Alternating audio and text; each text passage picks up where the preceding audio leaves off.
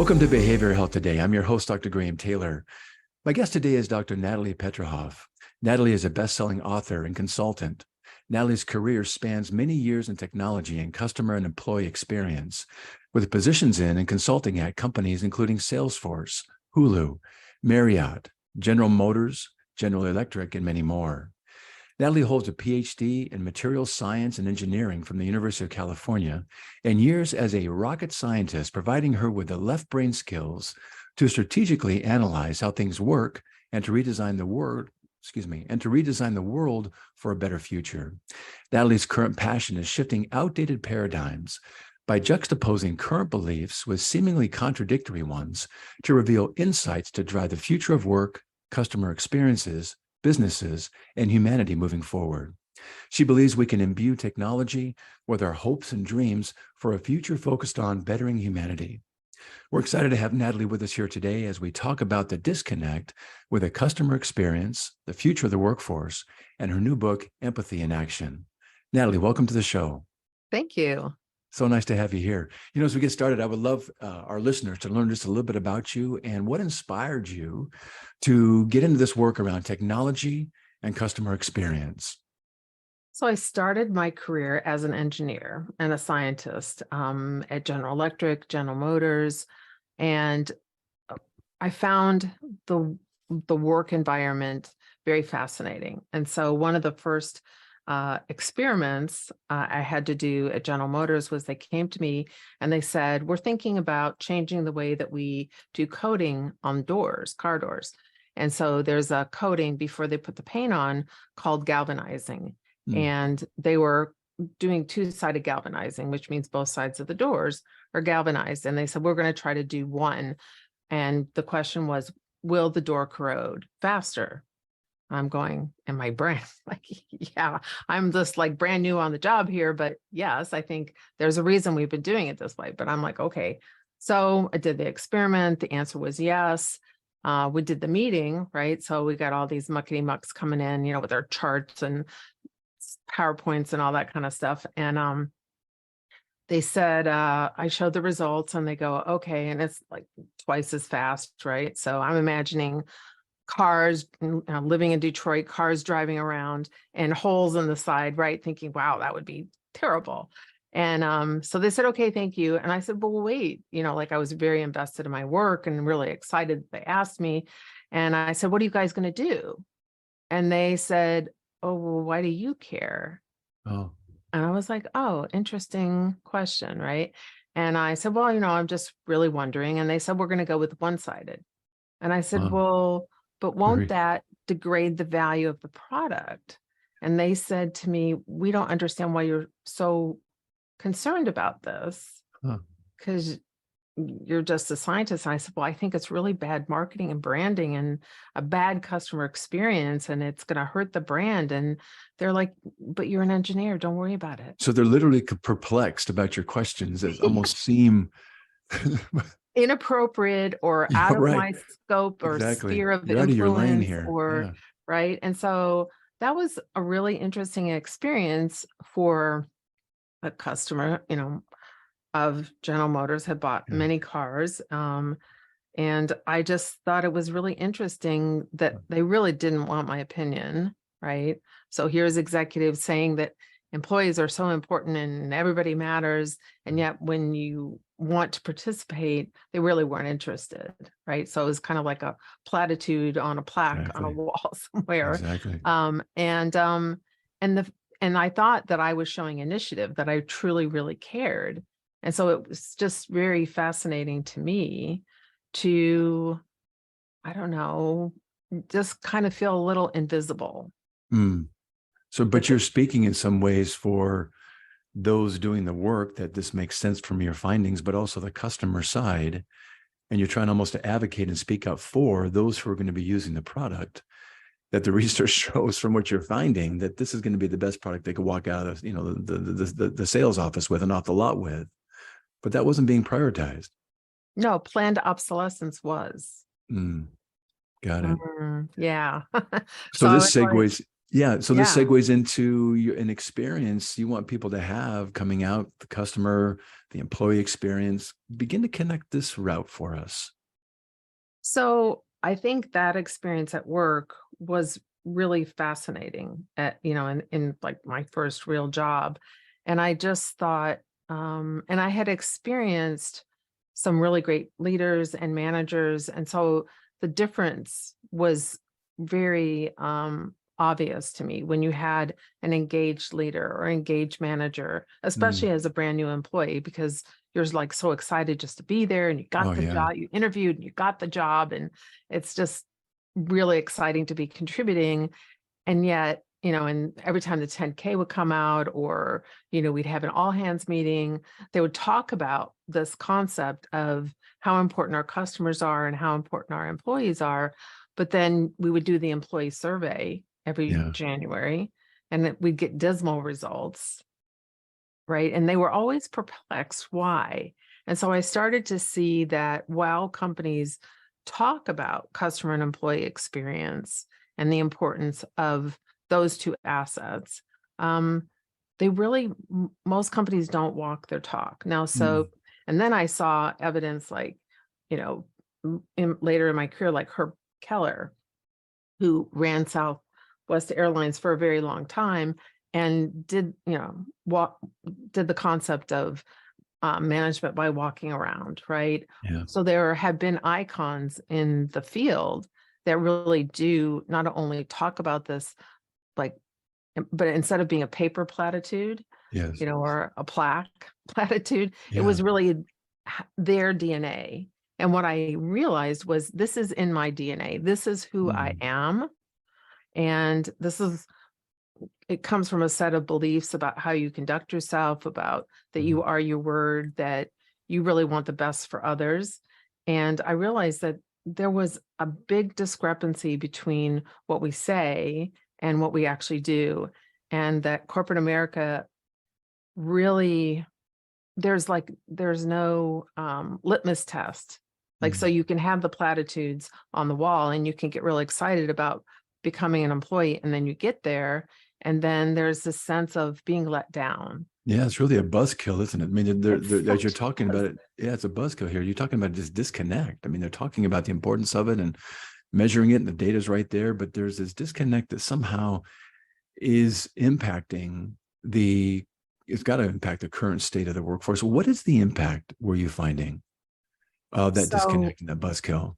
so what's interesting is in the book we talk about the 5 industrial revolutions. And so in each industrial revolution, and our world is really sorry, our world is really propelled Yeah. by technology, right? So in the first industrial revolution, there's all these new machines and new ways of doing business, and the second and the third, and each one brings about new capabilities that exponentially propel us forward. Hmm.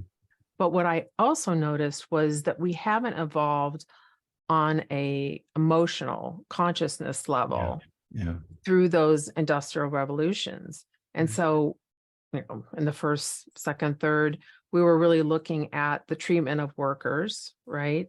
And we were looking at, people worked in factories, they worked Yeah. 14-hour days, there were no breaks, you couldn't go to the bathroom, you couldn't eat, there was child labor, machines were often dangerous, there were chemicals, right? Like if you go on YouTube and look at first industrial revolution factory Mm. workers, and you're just like, oh my God, could that be true? But Yeah. that's what our fathers and our grandfathers and Yeah. mothers experienced. Yeah. And so I think what we're seeing now, so the consequence of that bad experience was unions, right? And everybody's like, Mhm.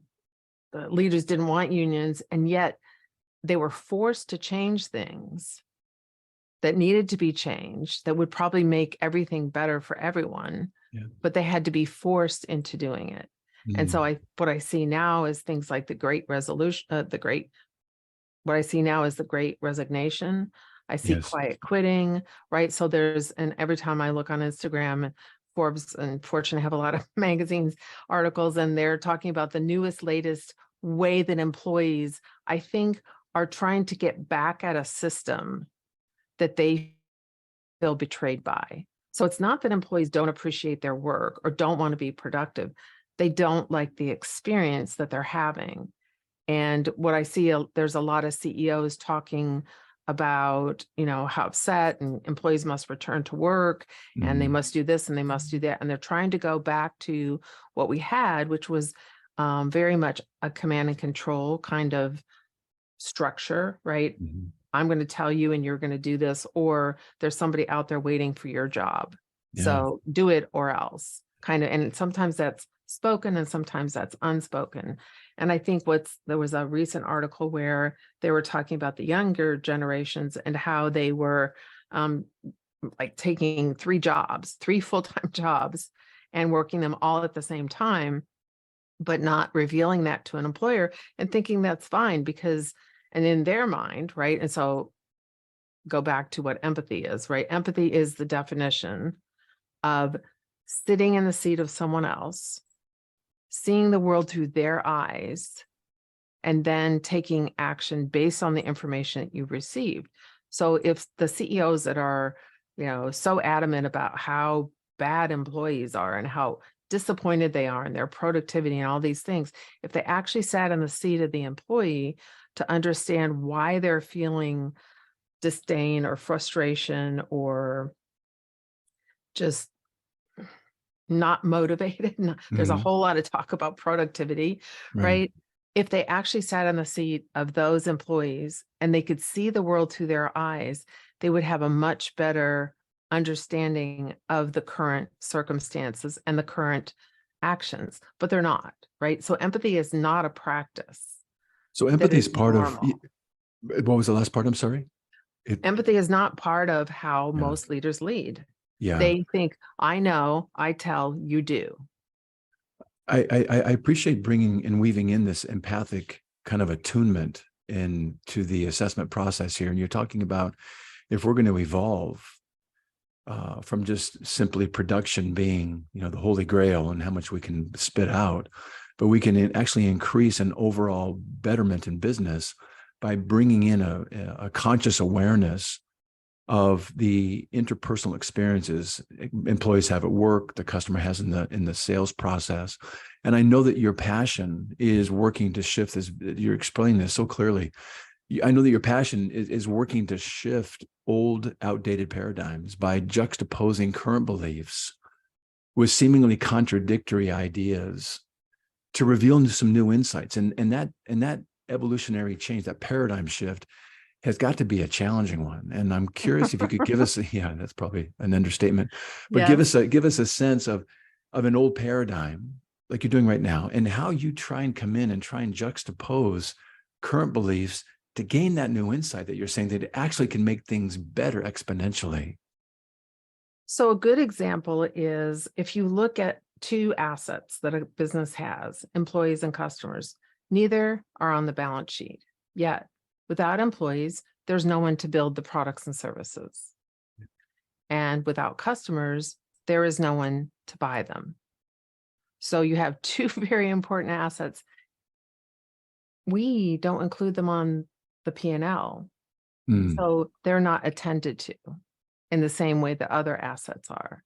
They're not measured the same. They're not attended to. There's a lot of talk about attrition or maybe CSAT, customer satisfaction.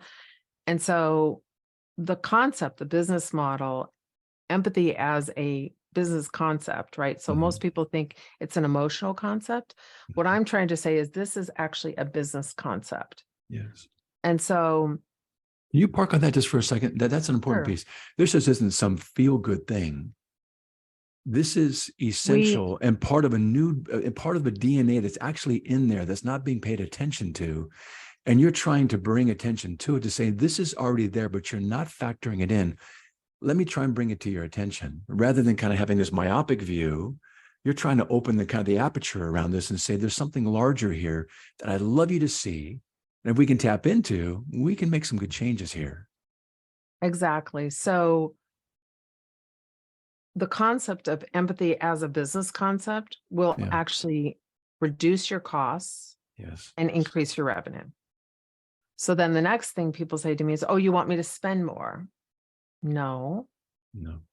I'm not asking you to spend more. I'm asking you to spend wisely and differently. Yeah. And so they're like, okay, well, what does that actually mean? I said, well, look at attrition, look at productivity. What if you, by the way that you treat people, Yes. and you don't know what you don't know, it's a blind spot until you start to ask employees what they want and need. And it's probably not redecorating the elevator or coffee cup. That actually happened in one of my careers, is they redid the elevator interiors. And then wondered why we weren't happy Right. or We put all this appreciative. work. That's Yeah, right. all this work. Well, they probably had leftover money in a facilities budget or something. Hopefully they double-sided the doors. Yeah. So the concept here is to really listen to your employees and really look at what would make them happier. And you don't know till you don't know Yeah. until you ask. So if you had employees who are really excited and couldn't wait to get up in the morning and Yeah.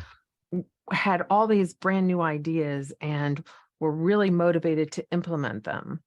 So if you had to hire two, there's two kinds of employees. Somebody's like, oh, I hit the snooze. Oh, I'm going to be late. My cat ate my homework. I can't get Right. there. Like whatever the story is, versus an employee who's just like so excited and so gigged and so thankful to be there and working really hard. And which employee would you want? Yeah, exactly. So the kind of employee that we're creating by not really looking at the employee experience is that first kind of employee. Mm-hmm. So what's fascinating about return on investment and business models is there are costs that sometimes seem invisible, but they're not invisible because they actually pull or drag down your profit. And so having employees that are not really, let's say you're paying someone $1, right? Yeah. But they're only doing 40 to 60% of the work that you think you're paying them for that dollar. And you're wondering, where did my profit go? Well, part of that is because you've created a poor employee culture experience, people are half checked out. So Yeah. you're paying them $1, but they're doing 40 to 60 cents worth of work, right? And it's not that hard to change the culture or to Mhm. provide a better experience, but it does take a conscious effort to do some self-reflecting as a leader Yeah. and to look at what is the employee environment, and then ask employees what they'd really like and make that a daily practice if you're a manager or a true, employee survey. And then once you get that feedback, actually taking action Yeah. on that, right? And then from the It customer's yeah. standpoint, I use an Can I example. can I park you just for a second? Listen, Sure. you're saying something I think is really interesting, and I want to shift into the customer in just a moment. But you're talking about how we can look to address some of the business concepts through empathy, and how we spend in order to build that. But in many ways, you're talking about two different models. There's a business. Let's break them down. There's a business model, and there's a relationship model. And oftentimes, those in a business mindset using the business model don't necessarily prioritize the relationship model. And so it's hard when you're driving by business concepts and productivity and all the markers that we would attribute to a good business shows these kinds of numbers, right? And then you're saying, well, somewhere along the lines here, you've got to weave in relationships because people will feel better to be more productive. But it's hard sometimes for those working out of and just organize themselves around a business model to do their relationship. Now, the opposite's a little bit different. You're talking about Southwest. If you have someone with a business, with a relationship model almost kind of in their DNA, they can build in the business far more easily because you're talking about the most fundamental thing developmentally that we have. It's all based in relationships. And if we feel secure in our relationships, that you care for me, that I'm going to be understood and I'm going to work hard and there's going to be this nice interaction back and forth, we can have a secure relationship. Otherwise, it's going to be anxious, it's going to be ambivalent, it's going to be insecure. All those things come out of those that tend to lead with a business and then try and put in the relationship versus those that lead with a relationship and then bring the business piece in to meld it together. And that's, I think the latter part is what you're talking about here is the empathy really fits into the relationship model. And you're asking those with more of a business mind to trust this. It's not just some feel good or some, put on the music kind of thing. This is fundamentally how we're wired. Right. As human beings, this is how we're wired. And what I'm asking for leaders to really consider, when empathy is your business model, Yes. you are not separating the relationship model and the financial productivity marker model, right? It is a combination. Yes. So we're not building kumbaya factories. No. This is not about pizza parties. It's not either or, because I think It's that's not the or. fear. I think the business thinks that if we get too kumbaya around this, we're going to lose our edge in business. But that's not the case. There's a healthy blending here that you're talking about being facilitated through an empathic understanding and an empathic relationship that begins to kind of further something really possible. Yes. Yeah, it's so good. Thank you. I appreciate it. It's really good. It's kind of a life's work, looking at every business that I've been in, the promise, right, that you think you're going to get as an employee, and then continually feeling the sense of, in some cases, betrayal, because what was promised was so amazing. Right. And then you get there and there's nobody to greet. Like, I had one job where, and these are pretty high level jobs. They forgot that it was my starting date. So there was no one there to greet me. This is back in the day when you went in, right? No computer, no desk, just like you're just showing up and nobody's home. That's brutal. And you're like, did I make a mistake? Probably. Right. Yeah. So yeah, it's, and that's what's really difficult, I think, because we'll think about washboard stomach, right? Everybody wants a washboard stomach, but how many of us are down on the floor doing the sit-ups, right? And so I'm talking about a brand new paradigm that people barely can get their heads around, right? So the book's been out a while, and I'm still explaining the difference between sympathy and empathy. Yes. Yeah. I'm not feeling sorry for you. I'm feeling with you. And I'm getting an understanding of you. But you're also talking about a relationship here. You're talking about employers having a more empathic attunement and awareness. And if they can, they're going to motivate, inspire, create vision, get better performance, et cetera, et cetera. It's just natural what happens. And we can even see it in the like you're saying, a relationship model. Parents have to bond. And if parents bond, children can't help but attach. It's literally in our DNA. Like you said earlier, I love that piece. And if employers are looking to bond like a parent would, employees can't help but respond to that in a healthy attachment, secure attachment. But you're also talking about another piece to this, because it is a relationship. How do you encourage employees to have an empathic understanding of what it takes to run a business? People say, well, if this business wouldn't be here without us. Yeah, you wouldn't be here if the business wasn't here. And these people were making these sacrifices and taking these risks. You wouldn't have a job. So don't get all high on yourself. It's basically saying there's a relationship that we each contribute to in a really beautiful, synchronous way. And we're interdependent in some of the most beautiful ways. What's the encouragement around employees having an empathic understanding also in the relationship piece of this? How do you encourage that? So that's one of the pillars. The empathy pillars is culture. Could we go there right now? Let's go there. Let's talk about these empathy pillars. I like that. So one of the pillars is culture, right? And so it's not just about leaders having an empathic way of being or becoming an empathy practitioner. It's everybody, right? Every single person, and every single person is important in a company, and they all need to understand. So sometimes CEOs need to make very difficult decisions, right? And the decisions often are not understood by employees. And sometimes it happens that you can't really reveal why you're making that decision. And I kind of want to poke the bear there and say, couldn't we be a little bit more why not transparent and authentic, right? Agreed. Yeah, Because agreed. that would help people understand why something's happening. I think it also takes an employee culture where people feel psychologically safe.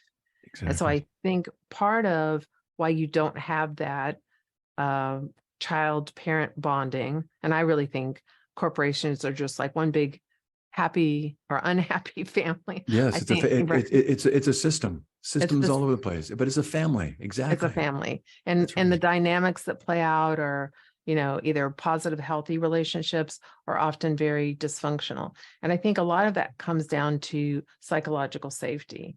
And Mhm. so if employees feel safe about expressing disappointment or frustration, or have the opportunity to ask questions and not just get like, Yes. you know, But statements back that are kind of like, yeah, that doesn't jive. I don't believe you. I but don't were they trust you. feeling, but what you're saying, but where they really feel heard and Mhm. understood, and it was important that it got shared and it got expressed, and there was an appreciation for that, even if they can't go with it. There's an acknowledgement that says, Right. I wish we could go down that path, or maybe we can't, but here's why we have to go down this one. But I appreciate what you came and brought to me. That's a valuing moment, isn't it? Yes. And I think that empathy is not really about agreement, No. right? It is about understanding and acknowledging and taking action in that new direction. And it's then about alignment, right? So even though you might not agree with something, without alignment, and I think that I see this a lot of times in the companies that I'm working with, is that employees are shaking their head. They're saying yes, but they're actually their body language and Right. their right, they're going, there's no freaking way I'm doing this. And they're really shaking their head no. So because they don't feel seen, they don't feel heard, and they don't feel Yeah. understood, and they Yeah. feel like something's off, right? And they're frustrated. And Yeah. so I think there's a whole new field for HR, right? Yeah. To look at how do you build an empathetic organization? How do you develop leadership development so that leaders understand this concept and create Yes. a culture that's psychologically safe to express a differing opinion, right? Yeah. And so if you go back to the command and control kind of alignment, um, there's no room for those discussions. I am going to tell you, and this is how it's done.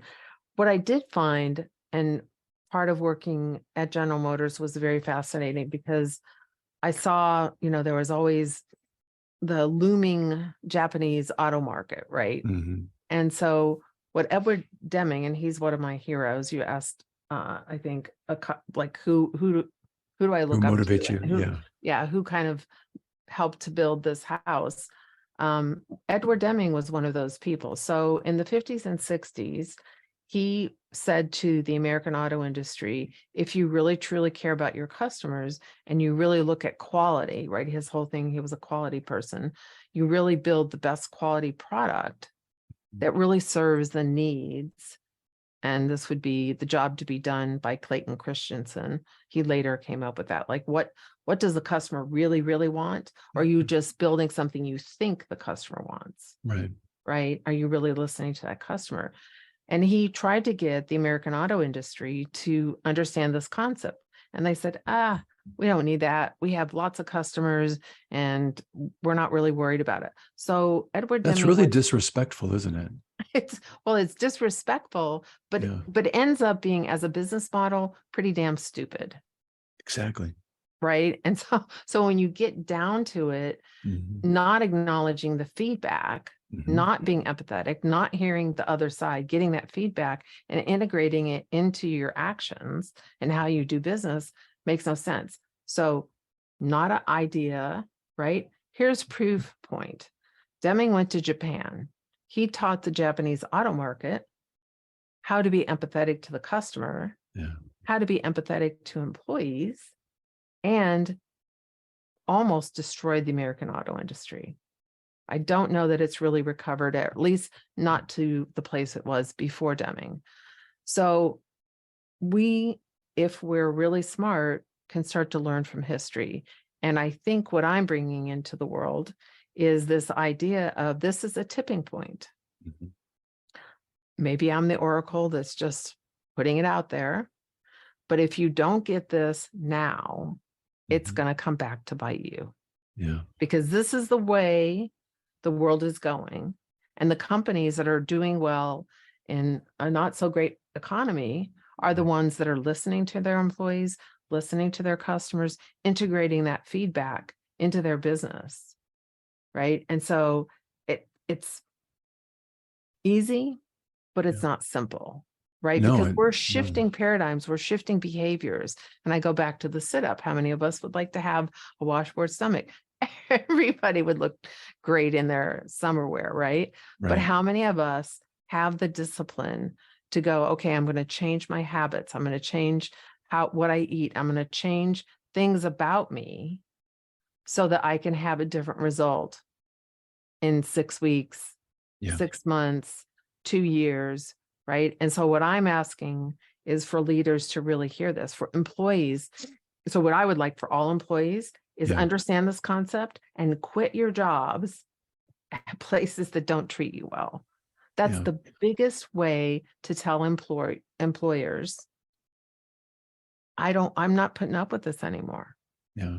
I want to go back to something you said that kind of dovetails with this idea of disallowing things that don't work. If we go back to this idea that we have systems everywhere we go. If you're on a team, that's a system. If you're in a place of business, that's a system. If you're in a family, there's a family system. It's all systems. And pretty much it's the same thing.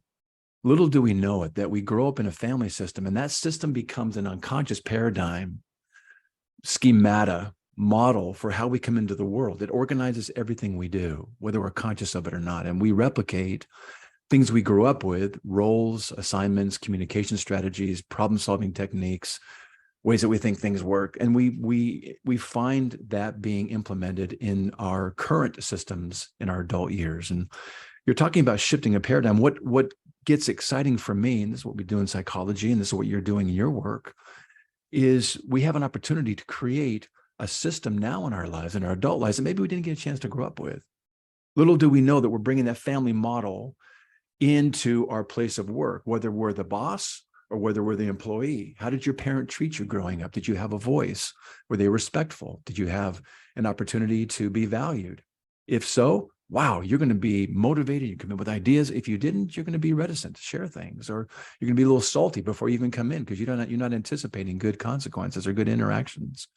Or, if you're talking about, again, if you have just a strict business model versus a relationship model, then you're going to have trouble just inherently. But you're saying that quite possibly a work environment could be the healthiest system for someone to be in now in their lives. They could come in a way, a company could be working in a way, it could be one of the healthiest systems in their lives if they can understand what you're proposing here and kind of being an oracle around. That's pretty exciting. I think so. Yeah. We spend so much of our time at work, It- probably 8 to 10 hours, more time than we actually spend with our own families. Absolutely. So that, let's say you came into the world with not such a good family structure, disappointment, disapproval, and then you go to work Right. and you haven't shifted some of those things, and then you recreate that there. Exactly. So you have leaders recreating a family construct, and you have employees creating bad family constructs. And so then you just have this like clash Oh, of, man. of stuff that doesn't work. And so what I'm trying to say is, let's just stop if everybody could go to therapy and grow, that would be really fantastic. But that's not everybody's going to do that. So in the construct that you have as a leader in a culture, the basic minimum that you can do is actually listen and understand Yes. one another so that you can understand where they're coming from. And one of the things that was really fascinating when I did a lot of work in social media was the idea of communities, or the idea of people, a brand has a social handle on Twitter or Facebook or whatever, online community. And for many, many years, they relied on market research, right? Which was like 12 people eating sandwiches, giving feedback for an hour about a brand, right? And it costs $100,000s of dollars, right? If you just go online and you look at what's posted about your brand, There's so much information and Yeah. communities. So I had one experience where I was working with a diaper bag company. And this kind of leads us into the customer stuff. And everybody loved the diaper bag, but it was mostly a female population. And there was one guy who had the guts to post, and he said, I love the diaper bag. I use it, Right. but it feels not me, right? And so if you could make one out of leather or blue jeans Right. or just something that Maybe made not quite so feminine kind of thing. not Yeah. so like flowers Sure. and rainbows and Yeah. right. And so somebody like I was working with them and I was going through like all the posts and we were analyzing them. And so I pointed to that one. And it could have been easily missed, right? If we weren't really diving in and looking. And I said, that's a whole new product line, Mm. diaper bags for males. Yeah. I love Guess that. what? He did it. And because nobody was thinking about it, they were first to market and it became so popular. And it's like all the dads, right? Oh, Or all yeah. the nephews or all the uncles, they're like, oh, that one, right? Yes. So when you listen to customer feedback, there are so many opportunities to make things better, to have new product lines, to have innovations that you couldn't possibly have thought of, Yeah. right? And I think that goes back to the old paradigm of Henry Ford said, well, people don't know what they want, so we're going to tell them what they Oh, want, yeah. Hmm. right? So they didn't know that they wanted a car because they used horses. So that mindset and construct of we know better as management has lasted over 100 years. Yeah. What I'm trying to say now is it would behoove you. It would create new revenue streams, new revenue models, more profit if you actually listen to your customers. Yeah. It's Because really good. what customers buy is the experience of your product. So Mhm. a basic, simple example would be a pencil.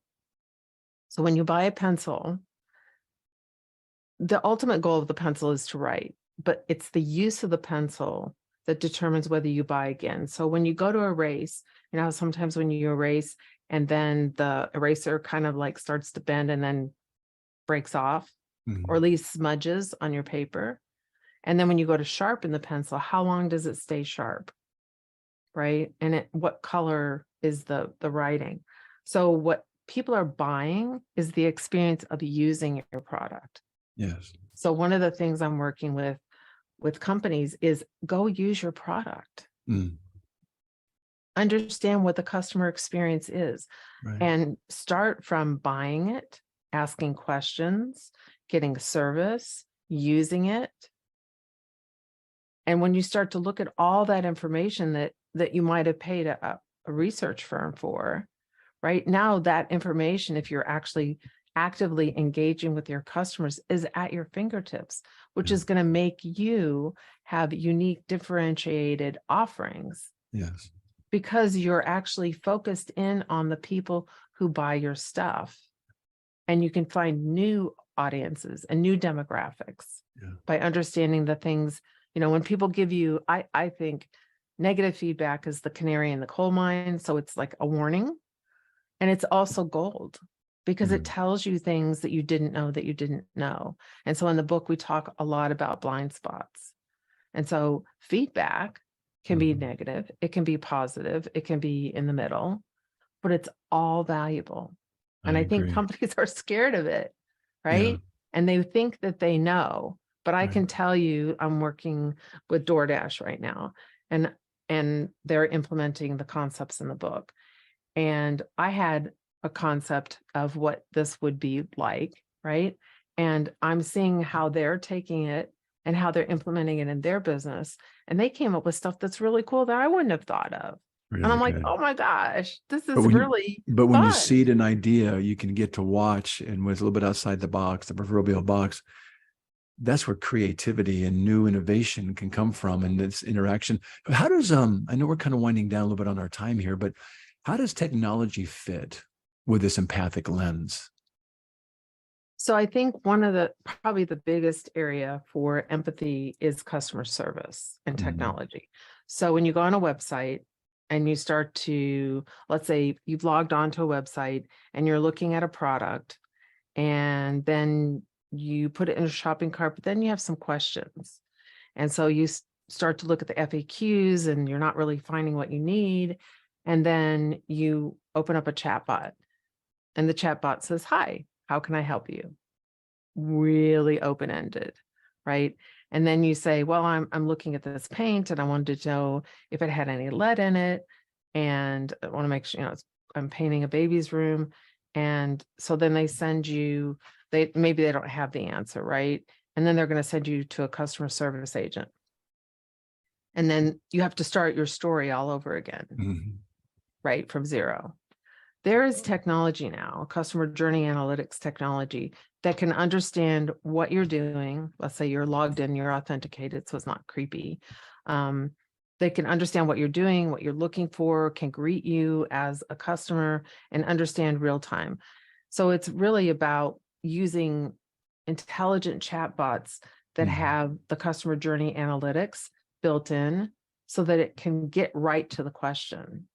Those are some cool ways to improve that experience, and some nice solutions inherently in being able just to kind of maintain some continuity all the way through. If we're, as we kind of wind down for today, if you were to leave our listeners with a thought about the ways that they might assess their own work environment, and maybe a personal question they might ask themselves about the ways that they could contribute to bettering their work environment and culture, what would you leave them with? I would say the first thing is, what is the leadership style in your company? So are people really stopping and asking questions? Or are they Right. leading from, and I think a lot of times everybody's in such a rush, right? So I have this saying, you need to slow down to go fast. Mm-hmm. And so when you start a meeting, are you just like presenting information and you need to get through it, and then you, like, at the top of the hour, then you're like, "Well, any questions?" And there's really not any time built in for people to express what they saw or how Mm-hmm. they felt about what they saw. And so structuring little things like structuring meetings, making half the meeting content and half interaction and feedback. Really Looking at good. how healthy the relationships are with managers. Mhm. It is there psychological safety? Or do you have people yelling or admonishing or blaming? Right. And so slowing down to see behaviors and then Yes. naming it. And then some of that might be scary. So maybe having really talented people in HR to help step you through, how do we, leadership development, coaching, how do we help our leaders do that? And then how do we assess our culture? So maybe your employee surveys, changing some of the questions so that you're really asking, are we creating a culture where you feel psychologically safe? Do you feel like you're heard, understood, appreciated? Do you feel like you can express feedback? I think some of those things are kind of the tip of the iceberg. And then Yeah. going through, the culture, the leadership, the technology, and then what do you measure? That's Because you good. get what you measure. Mm-hmm. I'm thinking, as you're doing this, I'm thinking about we should change HR to HR&R, where it would be human resources and relationships, because that's what you're advocating for here, where there's a nice blend of resources that are necessary for business to run, but the relationships that make them run inherently. And that's some good stuff. This is a great conversation, Natalie. I sure appreciate it. I would love our listeners to be able to follow up with you after our show today. How can they learn more about you and your book, Empathy in Action? You can find me at drnatalienews.com, or you can find me on LinkedIn. And it's Dr. Natalie Petouhoff on LinkedIn. And those are probably the two best places. Fantastic. And we'll put those links up on our site. Excuse me. We're going to put those links up on our site afterwards, after the show as well, so our listeners can follow up. Well, Natalie, it's been great to have you with us. So enjoy the conversation. I appreciate your time today. Thank you. Thank you. Also want to thank you, our listeners, for dropping by and joining Natalie and me. It's always great to have you with us. I want to remind you that this episode today and all of its resources can be found on our webpage at triadhq.com/WTF BHT. So check out our webpage, triadhq.com/BHT, and explore our archive of podcasts and other resource materials.